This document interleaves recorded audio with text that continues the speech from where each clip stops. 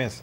Dia 17 de junho de 1996, Stichting Monumento Fonds Aruba, aqui da Fundaco, a meta principal de adquirir e manejar monumento na Itambe, estava fungindo como instituto financeiro para a restauração de edifício monumental.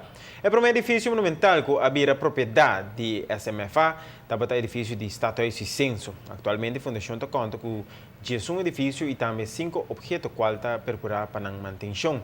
No último ano, a reparar com o interesse crescente da nossa comunidade, para o qual trata monumento, no qual apone que a Fundação agregar o ramo de conscientização na sua meta para meio de atividade recreativo e educacional, maneira entre outras atividades durante a luna de monumento, informação na escola e projetos com estudantes de diferentes níveis de educação, da curva de conectar a comunidade com o nosso monumento.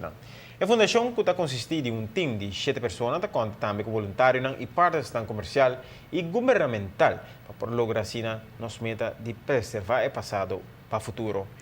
Assim também, o Monumento Fonds Aruba agradece tour para o sustento e em quadro de 20 aniversário, tem evento para agradecer nossa parte principal, qual está 20 anos aqui possível.